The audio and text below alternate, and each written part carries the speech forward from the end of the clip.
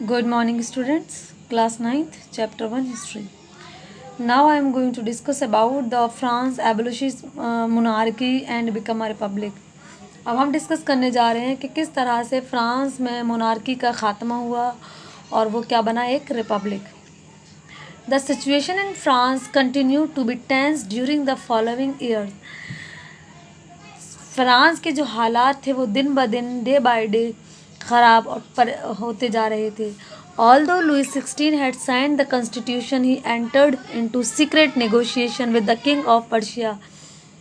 और लुइस 16 ने साइन किया था कॉन्स्टिट्यूशन को, उसने क्या किया, he entered into secret negotiation with the king Persia, यानी कि पर्शिया के राजा के साथ उसने एक सीक्रेट नेगोशिएशन किया.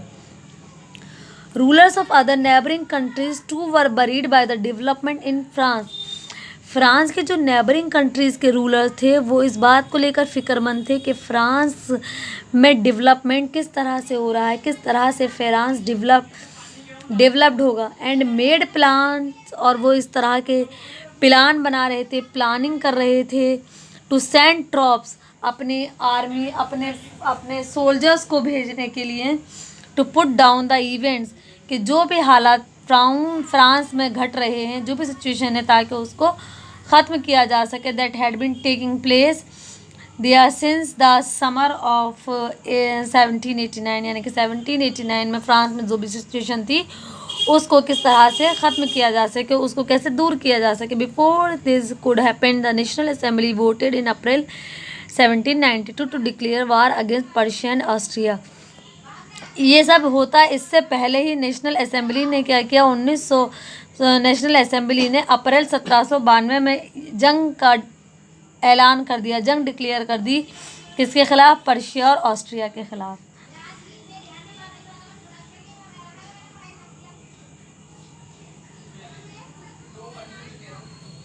Thousands of volunteers thrown from the provinces to join the army.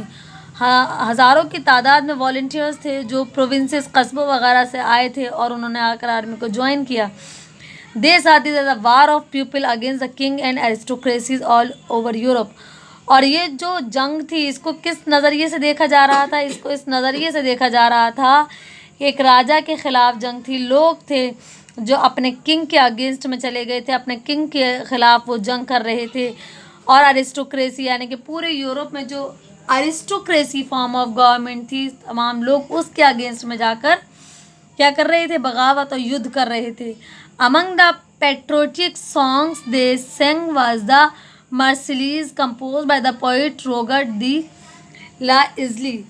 और इस युद्ध में जो लोग थे, जो कॉमन पीपल थे, वो इस तरह के पेट्रोटिक सॉन्ग्स गा रहे थे जिससे लोगों के अंदर, बाकी दूसरे लोगों के अंदर जब वो इस तरह के गाने सुने तो उनके अंदर देशभक्ति का जज्बा पैदा होना चाहिए. और ये सॉन्ग किसने लिखे थे? मार्सिलीज ने लिखे. वाज द मार्सिलीज, ये सॉन्ग जो कहलाए थे पेट्रोटिक सॉन्ग, इनको मार्सिलीज कहते हैं. और किसने लिखे थे? Poet rosette D L easily ने लिखे थे. जिस तरह से कि हिंदुस्तान में नेशनलिज्म या देशभक्ति का जज्बा पैदा करने के लिए हिंदुस्तान के भी जो पोइट्स हैं, जैसे कि रविंद्रनाथ टैगोर हैं और बंकिम चंद्र चटर्जी हैं, इन लोगों ने भी कुछ ऐसे सॉन्ग्स, ऐसे स्लोगन्स दिए थे जिससे लोगों के अंदर देशभक्ति का जज्बा पैदा किया जा सके. It was sung for the first time by the volunteers from Marseilles. जो सॉन्ग थे उन वॉल्टियर ने गाए थे पहली बार जो मर्सिलीज से आए थे. As they marched into the Paris, और उन्होंने कहाँ तक पैदल मार्च किया था? पेरिस में. And so got its name. The Marseillaise is now the national anthem of France. और अब ये क्या है, क्या कहलाता है ये? इसको हम क्या कहते हैं, इस सॉन्ग को? ये कहलाता है अब मर्सिलीज. क्या कहलाता है ये? फ्रांस का national anthem. The revolutionary wars brought losses and economic difficulties to the people. ये जो रेवोल्यूशनरीज वॉर थी, रेवोल्यूशनरीज वॉर ब्रॉट लूजेज, उसके बाद क्या हुआ, एक बहुत बड़ा नुकसान हुआ कि इस तरह इकोनॉमिक, लोगों के सामने सबसे बड़ी परेशानी थी अर्थव्यवस्था, यानी कि लोगों की जो इकोनॉमिक कंडीशन थी वो बहुत बुरी तरीके से इससे इन्फ्लुएंस हुई थी और बर्बाद हो गई थी. While the men were away fighting at the front, women were left to cope with the task of earning a living and looking after their families. जब लोग जो खासकर मैन थे यानी कि मेल लड़ाई के लिए चले गए तो घर पे कौन बची? औरतें। और आदमियों ने जब वो रेवोल्यूशन में शामिल हो गए तो हुआ क्या, जो उनकी जॉब्स वगैरह थी, जो भी काम थे वो उन्होंने छोड़ दिया, और जो घर पर औरतें थी फिर उन्होंने लिविंग ज़िंदगी को गुजारने के लिए कमाना शुरू किया, और औरतों ने घर पर बच्चों की फैमिलीज़ की जिम्मेदारियां उठाईं. Large section of population were convinced that the revolution had to be carried further as the Constitution of 1791 gave political right only to the richer section of the society. Large section of the population का एक बड़ा हिस्सा था जो क्या देख रहा वर convince, जो उसको क्या लगा, उसको लगा कि रेवोल्यूशन जो हुआ था संविधान के अकॉर्डिंग 1991 में उसने पॉलिटिकल राइट जो दिए थे वो किन लोगों को दिए थे? सोसाइटी के जो रिचर सेक्शन यानी कि जो मालदार सेक्शन था, यानी कि सोसाइटी के में मौजूद तमाम लोगों को पॉलिटिकल राइट नहीं दिए गए थे. Political club become an important railing point for people who wish to discuss government policies and plan their own forms of action. तो जो भी पॉलिटिकल क्लब्स वगैरह थे वो एक इम्पॉर्टेंट रेलिंग पॉइंट थे जहाँ पर क्या डिस्कस किया जाता था, गवर्नमेंट पॉलिसीज़ को डिस्कस किया जाता था, गवर्नमेंट प्लान्स को डिस्कस किया जाता था, और किस तरह से उनको एक्शन में लाना है, ये सारी बातें डिस्कस की जाती थी. कहाँ पर? पॉलिटिकल क्लब्स में. The most successful of this club was that of the Jacobian, और इनमें से सबसे ज़्यादा जो सक्सेसफुल क्लब था वो क्या था? Jacobian, which got its name from the former convent of ST. Jacob in Paris. और इसका नाम कहाँ से लिया गया था? पेरिस के कोई फॉर्मर कन्वेंट थे जिनका नाम था एस.टी. जैकोब, तो उन्हीं के नाम पर इसका नाम पड़ा था जैकोबिन्स. विमेन टू, औरतें भी, who had been active throughout this period form their own clubs, औरतों ने भी उस वक्त में अपने खुद के क्लब बनाए थे. Section 4 of this chapter will tell you more about their activity and demands, यानी कि इस चैप्टर के जो चैप्टर 4 है उसमें हम इसके बारे में डिटेल में पढ़ेंगे. The members of Jacobin club belong to mainly to the less prosperous section of society. Jacobin club के जो भी लोग होते थे, जो भी मेंबर्स होते थे, उनका ताल्लुक किससे था? उनका ताल्लुक था सोसाइटी के जो लेस प्रॉस्पेरस सेक्शन से. दे इंक्लूडेड स्मॉल शॉपकीपर्स, में कौन कौन, यानी कि जैकोबिन क्लब के मेंबर में कौन कौन लोग शामिल थे? Shopkeepers, artisans, shoe makers, pastry cooks, watch makers, printers, as well as servant and daily wages workers. The leader was Maximilian Robespierre, a large group, और इनका लीडर कौन थे? Maximilian Robespierre. A large group among the Jacobin decide to start wearing long strip trousers similar to those worn by the dock workers. अब इसमें क्या था? Jacobian large group, एक बड़े ग्रुप ने, जैकोबिन क्लब के बड़े ग्रुप ने ये डिसाइड किया कि वो किस तरह के ट्राउजर्स को पहनेंगे. तो किस जैसे होने चाहिए थे उनके ट्राउजर होने चाहिए डॉग वर्कर जैसे. This was to set themselves apart from the fashionable section of society, especially nobles who wore knee breeches. अभी इनके पहनावे के बारे में दे रखा है कि जो नोबल्स होते थे वो की ब्रीचेज, और देखिए साथ में एक पिक्चर भी बनी हुई है. ये जो पिक्चर है आपको उनके ट्राउज़र, उनके पहनावे के बारे में बता रहे हैं कि वो किस तरह के ड्रेसेस या ड्रेस कोड पहनते थे.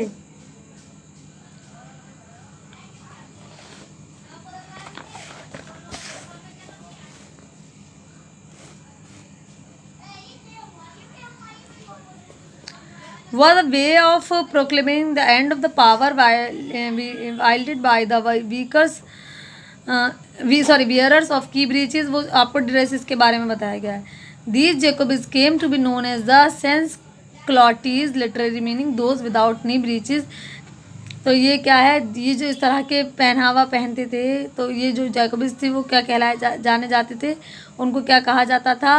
सेंस क्लॉटीज, जिसका मतलब क्या है? विदाउट की ब्रीचेस, यानी कि वो जो की ब्रीचेस नहीं रखते.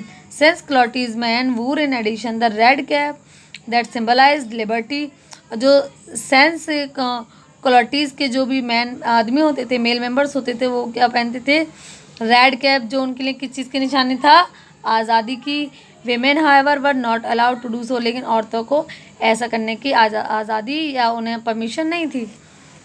In summer of 1792, the Jacobin planned an insurrection of a large number of Parisian who were angered by the short supplies of high price of food 1992 में जैकोबिन ने क्या प्लान किया था, यानी कि मैंने आपको पहले बताया था कि फ्रांस में जो खाने पीने की चीज़ें थी उनकी कीमत बहुत ज़्यादा बढ़ गई थी।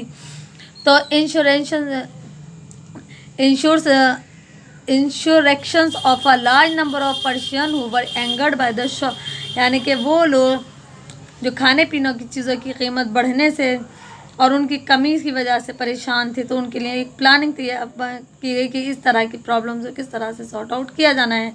On the morning of August 10 अगस्त की सुबह में they stormed the palace of the Tuileries, यानी कि उन्होंने क्या किया, उन्होंने एक महल था, पैलेस था टुलेरीज में, वहाँ पर मैस्कियर द किंग गार्ड, जो किंग के जो भी गार्ड्स वगैरह थे उनको मार दिया, खून खराबा कर दिया उनका।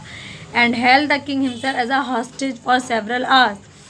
Letter the assembly voted to imprison their royal family. उसके बाद में जो भी नेशनल असेंबली थी उसने क्या वोट किया, उसने वोट किया था रॉयल फैमिली को क्या किया जाए, इम्प्रिजन, जेल में बंद कर दिया जाए। इलेक्शन, और उसके बाद इलेक्शन किए जाएं। From now on all man of 21 years and above regardless of wealth got the right to vote. और इसके बाद से जो दोबारा इलेक्शन कराए जाएंगे उसमें हर वो इंसान, हर वो व्यक्ति वोट डालेगा जिसकी उम्र 21 साल या उससे ज़्यादा है, और वोट डालने के लिए उसके पास दौलत कितनी है या वो कितना लैंडलॉर्ड का मालिक है, ये सब चीज़ें नहीं देखी जाएंगी। इन सब को छोड़कर, इन सब को नज़रअंदाज कर कर वोट डालने का अधिकार सिर्फ और सिर्फ ये देख कर दिया जाएगा कि वो वहाँ का, उस देश का निवासी है, सिटीज़न है, और उसकी एज 21 साल या उससे ज़्यादा है। The newly elected assembly was called the convention, और जो नई असेंबली इलेक्ट होकर आई थी इसका क्या कहा जाता था, convention. On 21 September 1792 it abolish the monarchy and declare France a republic. और आखिरकार क्या हुआ, 21 सितंबर 1992 में फ्रांस में जो मोनार्की फॉर्म ऑफ गवर्नमेंट चली आ रही थी उसका खात्मा हो गया, फ्रांस में क्या कायम हो गया, फ्रांस एक रिपब्लिक स्टेट की फॉर्म में, या फ्रांस को एक रिपब्लिक स्टेट या रिपब्लिक नेशन डिक्लेयर कर दिया गया। As you know a republic is a form of government where the people elect the government. तो रिपब्लिक का मतलब क्या होता है, रिपब्लिक से मुराद एक ऐसी गवर्नमेंट से है जहाँ पर लोग अपनी सरकार को और अपनी गवर्नमेंट को खुद इलेक्ट करते हैं, including the head of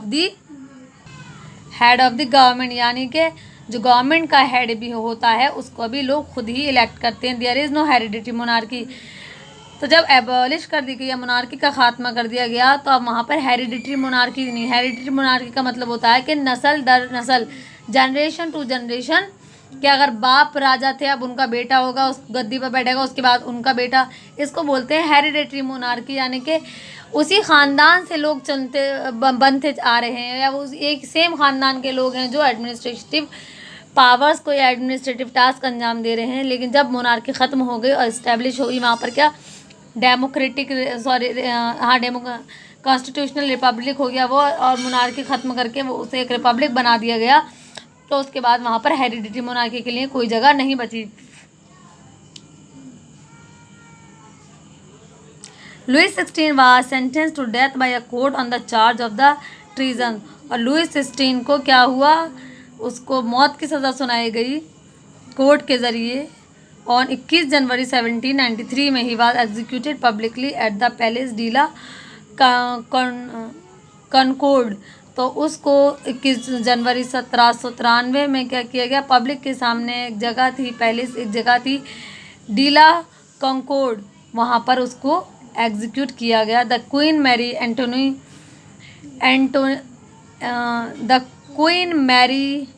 एंटोनीटी met with the same fate shortly after. और उसके बाद में जो उसकी वाइफ थी, यानी कि कौन, क्वीन जो थी मैरी एंटोनीटी, उसको भी सेम इसी तरह से कुछ वक्त के बाद यही इस तरह से उसको भी इस चीज़ का सामना करना पड़ा। तो ये था आपका टॉपिक, फ्रांस में किस तरह से मोनार्की ख़त्म हुई और वहाँ पर रिपब्लिक, फ्रांस एक रिपब्लिक स्टेट बना। क्योंकि अगर फ्रांस में मोनार्की ख़त्म नहीं होती तो वहाँ के जो लोग थे, उनके जो खास करके थर्ड स्टेट के लोग थे, उनकी कंडीशन बहुत बुरी होती जा रही थी। और अगर वो लोग आवाज़ नहीं उठाते मोनार्की के ख़िलाफ़, मोनार्की ख़त्म नहीं होती, तो फ्रांस में क्या होता है, डिक्टेटरशिप की, फ्रांस में जो मुनार्क था वो डिक्टेटर की तरह काम करता और कॉमन पीपल की हालत बहुत ख़राब होती, खाने पीने की चीज़ें भी इवन उनको मैसर नहीं होती। इसलिए कॉमन पीपल की आवाज़ का उठना बहुत ज़रूरी था मोनार्की का ख़त्म होना। और यही वो टर्निंग पॉइंट था पूरी दुनिया के लिए। फ्रांस एक एग्ज़ाम्पल था, एक ऐसी एग्ज़ाम्पल था जिसने ये साबित किया कि मोनार्की को या डिक्टेटरशिप को या एरिस्टोक्रेसी को ख़त्म किया जा सकता है और उसकी जगह एक ऐसे सिस्टम को हम ला सकते हैं जो लोगों के, जो एक रिपब्लिक सिस्टम हो, जहाँ पर डेमोक्रेसी हो, जहाँ पर जो कि एक डेमोक्रेटिक रिपब्लिक सिस्टम हो, जहाँ लोगों को, जहाँ कॉमन पीपल के पास राइट्स हों, जहाँ संविधान हो, जहाँ संविधान के नज़र में उसके स्टेट या कंट्री में या नेशन में रहने वाले तमाम लोग इक्वल हों। तो फ्रांस एक तरह से पूरी दुनिया के लिए एग्जाम्पल बना, पूरी दुनिया के वो तमाम देश जो जहाँ पर मोनार्की थी, उन्होंने फ्रांस से इंस्पायर हुए और उन्होंने भी अपने यहाँ मोनार्की को ख़त्म करके एक डेमोक्रेटिक रिपब्लिक स्टेट अपने यहाँ को उन्होंने बनाया। अब नेक्स्ट टॉपिक हम नेक्स्ट वीडियो में डिस्कस करेंगे। Thank you very much. आप लोग पढ़ते ज़रूर रहिएगा और ये नेक्स्ट टॉपिक है, उसको पढ़ कर आइएगा। Thank you very much.